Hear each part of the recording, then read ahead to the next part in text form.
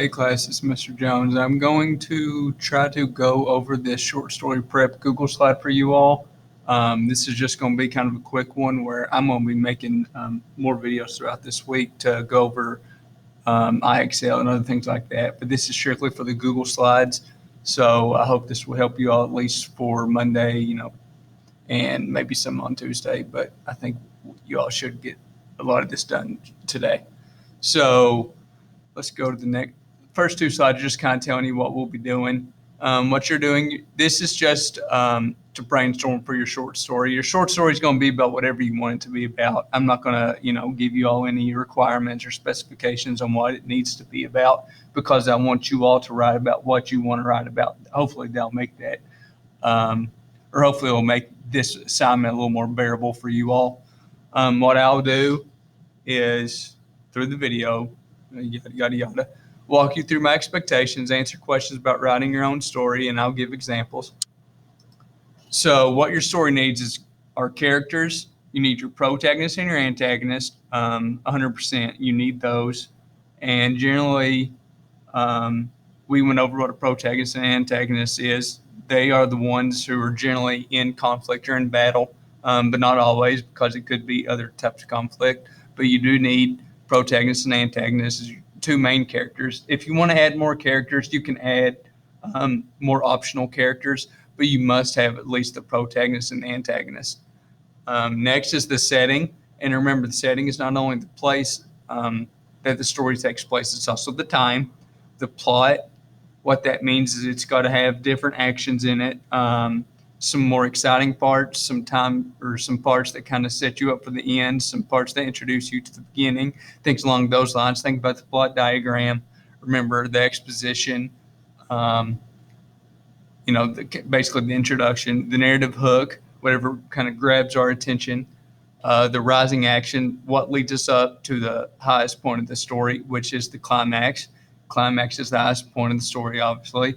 Your falling action kind of gets us down to the end, which will get us to our resolution, which, remember, that's the ending or what resolves things. Sorry, I'm talking with my hands, kind of doing the plot diagram with my hands. Then I realize that you all aren't here and you all can't see what I'm doing. So you need the conflict. You need some sort of tension or suspense. And I think all of this will be kind of handled if you complete this Google slide. So do not worry. I know this seems like a lot, but I think this Google slide will take care of everything. You need dialogue. Remember, just characters talking between themselves, or characters talking to themselves. Dialogue can be external or it can be internal. Point of view. All that is just what point of view you're going to be writing it from. You need mood, you need tone, you need theme. And a lot of these things, you all, like I said, it's just going to be covered through this. So just bear with me. Characters, let's create some character profiles. So for our protagonist, you're going to label the species right here. If I can get to work, there it is. We're going to type out what it is. Is it a human? Is it an animal? Is it a dog? Is it a robot? That's all I mean by that. Your age, the age of the character, likes, dislikes, and this is just to kind of get more of the personality of the character as opposed to strictly just, what species or age they are. And then their appearance, how tall are they? What's their body stature? What color hair do they have? Do they have, what kind of shoes do they have on? Is it raggedy shoes? Is it nice shoes? What kind of clothes are they wearing? Things along those lines. And we do that same thing with the antagonist. Oh, I forgot about this thing over here. So what you're doing here, if you can, I don't know, let me see if I can get rid of that thing. Yeah. Okay. So in each text box, we already did that. So you're going to come up with the name of these characters also. And what you're going to do here is once you get it, you're going to replace name with the character of the name. So let's say it's going to be Billy. And that's all you do for that. And then you go up here and replace it with an image of your own. It can be the actor or actress who would play your character in a drawing or a piece of art that is inspiration for your character, or just pretend like it's a movie or something. Pretend what kind of actor or actress you want to be the character in the movie. And how you replace it is you go right here in the circle and you right click and you scroll down, there's something called replace image. You can do it through, if you have an image saved on your computer that you already have, you can just upload it from your computer. If you want to search the web, you can do that. It comes up here and you can search, let's see, who do I want to be who would Billy be? Brad Pitt. And there you go. And you can kind of annotate it, kind of figure all that out. But that's all I need for that. Let me undo this so I don't think it'll change everything for you all. Okay. So that's how you do that. And I know that this can be very confusing. But all you have to do is right click in there and replace image. And search the web is generally what most students do, and they just put in the name and they insert an image from that. So you do that for the protagonist and antagonist, and then you do it for other characters. But remember, other characters are optional. I would like for you all to have other characters, but they're not required. I just need a protagonist and an antagonist. But if you do plan on using optional characters, please fill out one of these for each one too. Remember, change the name and kind of give me a image so I can kind of have a mental image whenever I'm reading a short story. Hey, is this, kind of who is this going to be like? So setting, let's create a main setting. So what type of story are you writing? Are you writing romance, mystery, thriller, horror, fantasy, sci-fi, adventure, action, western, comedy, drama, crime, mystery, other, war, hero? Guys, it's completely up to you. Only thing you need to do here is you need to circle all genres you'd like your story to be, at least one. A story can have multiple genres. It doesn't have to strictly just be mystery. It can be a mystery and a thriller, or it can be mysteries on here twice. Whoops. It can be a crime and action. A lot of these kind of play off each other. So circle all that you think your story is going to be about. And to circle something, all you do is you just go up here to this little circle square thing, looking bobby thing, shape. Go down here to shapes. There's the circle. If you want that, you can use a rectangle. I don't care. But you just click it, and let's say you want it to be romance. Ooh, that wasn't good. And you all might be having to undo a lot, and that's okay because I have to also. But to do that, all you do is just click that little thing and it undoes the last thing you did. So let's try this again.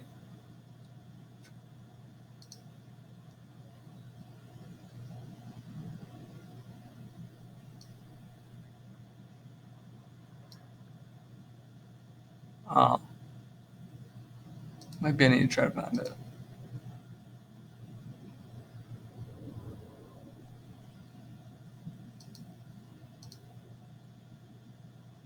Huh. Or better yet, it doesn't have to be a circle because that is very confusing and it's making me a little mad. So I get it. Worst comes to worst, you all just point an arrow at it. Hey, there you go. I know this is going to be about romance. Let's insert another one. But you see this one.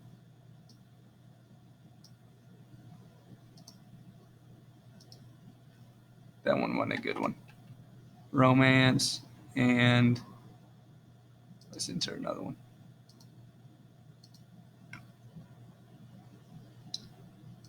You serious? It's just important for y'all to know that the arrow is always going to be pointing down, unless you can go in here and change it, which I honestly don't know how to do that. I don't want that. Get out of here. Okay. So that's how you do that. I would just say go with the arrow because the circle thing's too hard. And if I can't do it, I can't expect you all to do it. But if you can, awesome. I'm proud of you all. Use the circle if you want. But we forgot about this thing.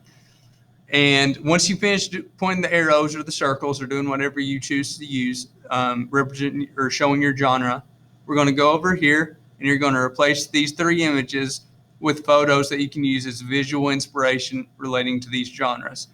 Let's say you've watched a movie or your favorite TV show and you want it to be kind of set in that. You can do that. Remember, we do the same thing as we did with the character profiles. You just go to replace image up here. If you already have it saved, upload from your computer, search the web.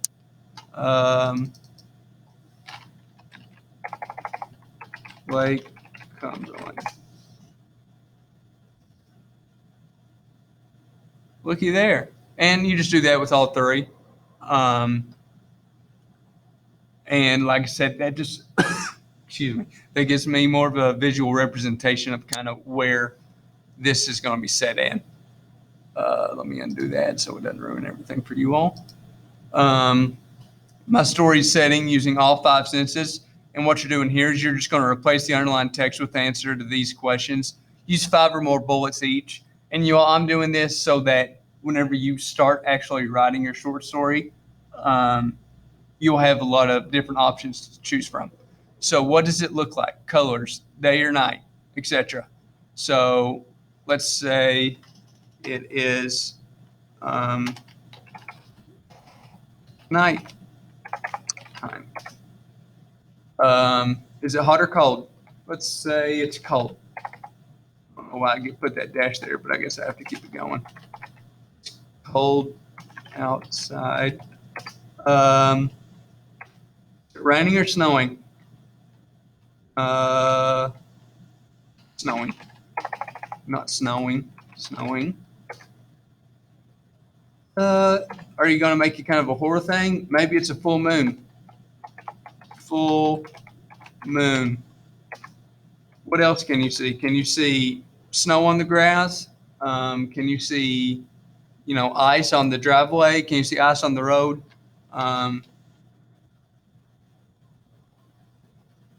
Grass covered in snow. But all you're doing is you're just filling out 5 things that you can see, 5 things that you can smell, 5 things that you can hear. Let me undo all these so it goes back to your normal things. Ooh. Okay. And you do that for these 3, but we have to use all 5, remember. So is there food? What does it taste like? Does the air have a taste? That's all we're doing for taste. And I understand taste can be hard to fill in all 5. So if you need to only do 3 or something for taste, that's okay. Just make sure you have at least 2 or 3. Touch, describe the space in terms of touch. Is it soft? Is it rough? Is it slimy? What other details are there? Is it hot, cold, dangerous? So you all like I said, that's kind of, you just use those examples.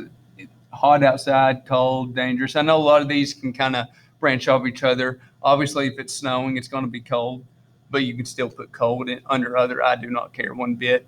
All this is, like I said, it's just giving you more options whenever you start actually writing that appeal to the senses. So here you replace this image with an example of what your setting looks like. It doesn't have to be exact, just something similar.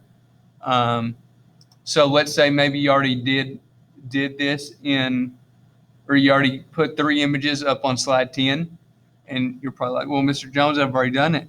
So where do you think the majority of the action is going to be out of these 3 pictures? You pick it, and it can be one of the same ones you did on number 10. Just pick where you think the main action or the majority of the action is going to be. And the same thing, right click, go to replace image, and search the web or upload from computer. And that's all you do for that one.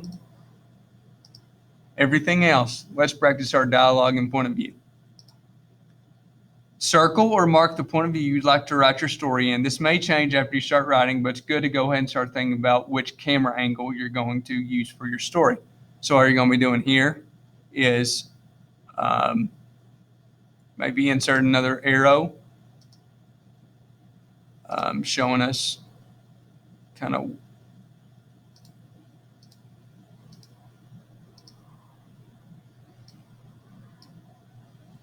there you go. I know it's first person, and I know in first person narrator's the protagonist, And I will tell you a lot of times on this, whenever you're writing a short story, you probably will want it to be in either first or third, just because second person could be a little hard for y'all to do that with. But if you want to do second person, you go ahead and knock it out. But I would just recommend you doing first or third, but it's not like required by any means. I'm just trying to make it easier for you all. All right. So next is the conflict. So all you're doing here is you're going to circle which type, or again, you can use an arrow. And all you're doing is you're labeling what kind of conflict is it going to be. Is it going to be person versus person, like in Most Dangerous Game? Is it going to be Zaroff versus Rainsford? Is it going to be person versus self? Is it going to be maybe the protagonist or the main character is kind of has a big life decision they have to make? Is it going to be person versus nature?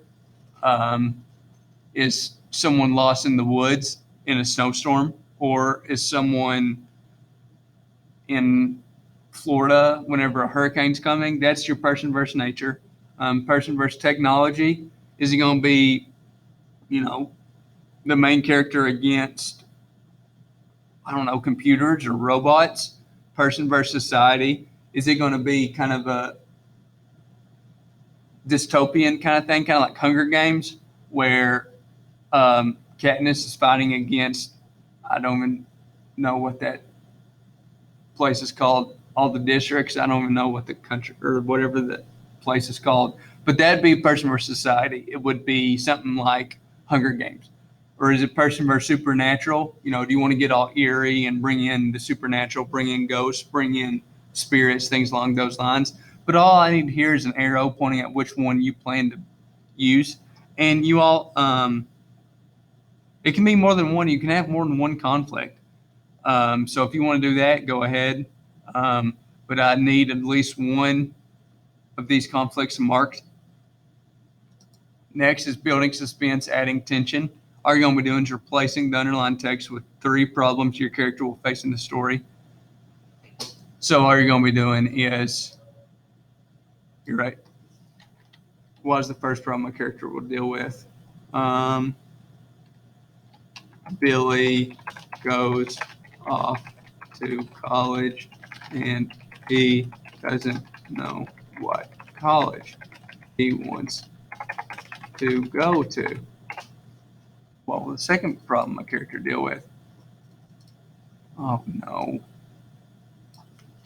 Billy gets to college and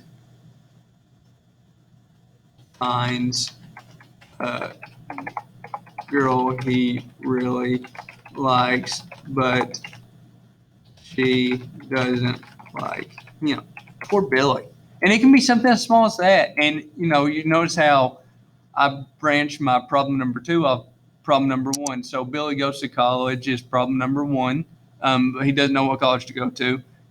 You figure out that problem, and then another problem happens. Billy goes to college, and he finds somebody, and she doesn't like him back. Poor Billy. And then what's another third problem? It could be maybe he struggles in a certain class. Maybe he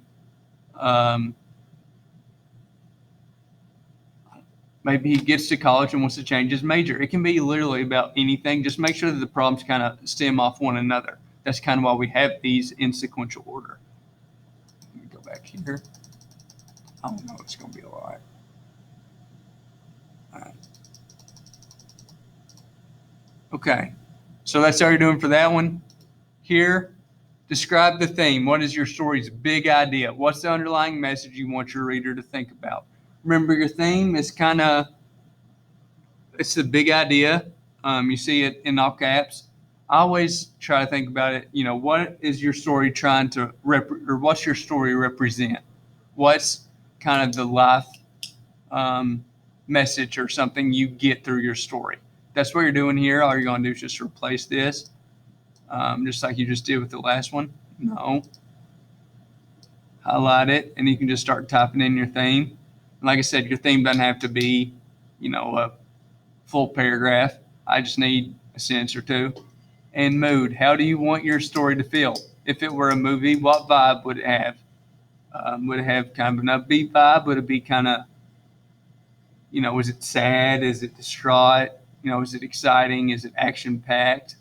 What, what kind of mood does it give off? And with that one, same thing as always. Just replace it to be whatever you want it to be. But remember, you all, with mood, it's not going to be, I'm not expecting a lot of text right here. Your mood's pretty straight to the point. 19 is all IXL, which I'm going to create a separate video about. So whenever you start doing your IXL, I will kind of go over that, this slide with that one. And the last one is possible titles. This is completely up to you. Make it about your story. Obviously, don't make it your title, Billy Goes to College, and you don't have a character named Billy and Billy doesn't go to college. That wouldn't be relevant. Just make sure that your titles are relevant. Give me at least 3. And like I said, this is just going to give you more options whenever it comes time to actually write yours. You have 3 to pick from. And maybe after you think about it more, one title will really stand out from the other, and you can just use one of the 3. And last one, you can't use up creativity. The more you use, the more you have. And that's just a quote by Maya Angelou. Y'all be creative in these. I always love to kind of tell my students I love reading these because some of my students are very creative in theirs. Make it about you. Make it creative, however creative you want it to be about. Like I said, this is strictly your decision on what it's about, how you write it. But the biggest thing is that you go back after you're finished with everything and make sure, like I said, we go through all these in there. So that way, whenever you write your short story, you can go back to these and all your boxes are checked because all of these things you will be graded on. But this week, we're just doing the rough draft. We're going to be doing some revisions and things next week and submitting our final draft next week. So do not worry. Like I said, I know this can seem like a lot, but it's not. You're writing it about whatever you want it to be about. I hate whenever teachers assign writing assignments and always give kind of requirements. It has to be about this. It has to be about that. I want you all to write about what you all want to write about. Obviously keep it 3 RT. Remember, respectful, responsible, ready to learn, be a team player. I know you all aren't in school and y'all don't get to hear that anymore. So I just wanted to kind of refresh y'all about that. But just be aware that I might not be the only one reading these. So it needs to be school appropriate. And if you have any questions about school appropriateness, you can email me.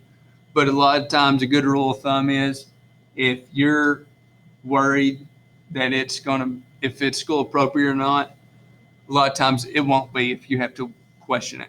So kind of go with that, err with the side of caution on that.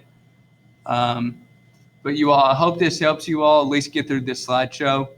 And I'm really hoping that the audio works on this for you all. If it doesn't, please let me know. Shoot me an email. If you've watched this and you still have no clue what the heck, how to replace an image or something's just popped up that you don't know what to do, email me. I'll be at school, and I get my email to my phone. So email me. I'll respond back as soon as I can. And well, I guess that's it. So y'all have an awesome day. And like I said, if y'all have any questions at all, please feel free to email me. Yep. So y'all have an awesome day. Remember, shoot me an email if you need to. Thank you.